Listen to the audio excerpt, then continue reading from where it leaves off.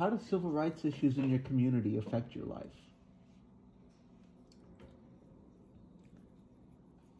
How do civil rights issues in my community affect my life? Yes.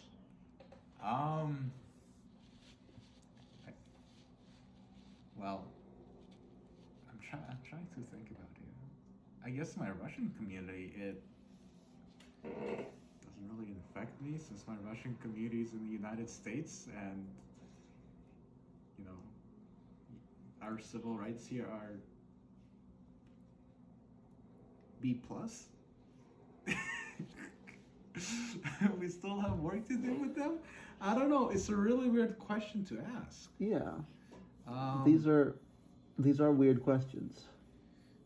well, especially in my case, yes, I'm an immigrant from a different country, but I live in the United States. So my only experience is the civil rights in the United States. It also helps that I'm white, you know. Yeah, absolutely. Yeah, I can't speak for them in Russia because True. I haven't lived in Russia for a very long time, but would assume so that marginalized groups in Russia have it way tougher than in the United States. Um, but me personally, I am quite frankly okay. Yeah. So, what kinds of civil rights movements, I guess, have you experienced in your community, like in the United States? Civil rights in my community. We had the whole George Floyd Yeah, riots. we did.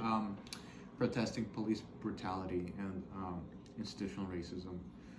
That all happened. Um, so there was also, you always have the Pride Month in June and the Pride March that happens. I think that happens in New York, right? Yep. Yep, that's also really huge. Um, I I'm personally not an activist in the sense that I don't go to these rallies. Mm-hmm. Um, but um,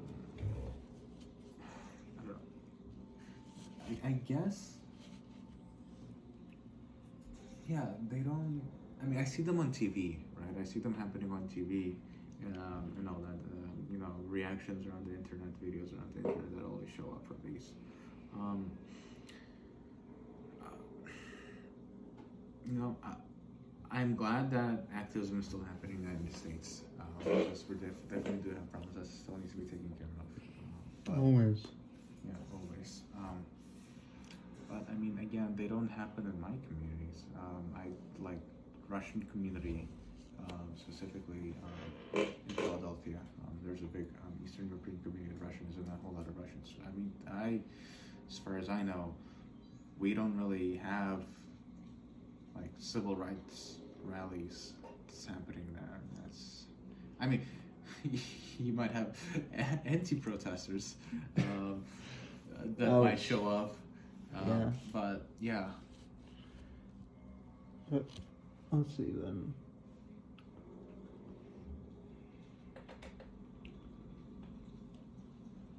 So, in the vein of being Russian, and this is in no way related to current events. We live in hell. What's it like to be Eastern European, Russian in the United States right now? Right now. That feels like it's a loaded question. No, I can answer it. Okay. It's certainly. Well, it does benefit from the fact that looking at me and from my accent, you can't tell that I'm Russian. More so specifically, I am Russian by nationality, but ethnically I am Georgian. So it does help that I lost my accent a little bit. Yeah. So just by talking at me, you will know that I'm Russian. Unless I tell you otherwise. Absolutely. But no, I don't see a whole lot of. I don't see Russophobia, honestly. Not on campus, definitely. It's actually been really quiet about what's been, Goucher has been actually really quiet about what's been happening over there in Ukraine. But I am a bit surprised about that, just to be honest. But no, it's for me it's been relatively normal. You know, I mean, definitely on the internet. I'll say that Russophobia has definitely increased in that regard. But I don't really try to take heart too much for what people say about Russians on the internet. Yeah, But, the internet, that's a cesspool. Yeah, but I mean, for a, I guess for a while, I'm not gonna go telling people that I'm Russian. Fair. Like when Americans would go abroad in the early 2000s, they'd have Canadian flags backpacks. They'd wear. I should get one of those. All right, that's it. That's it. That was the interview. All right, great. Yeah, no problem. Thanks. Did you record that actually? Yeah, Okay. 6 minutes.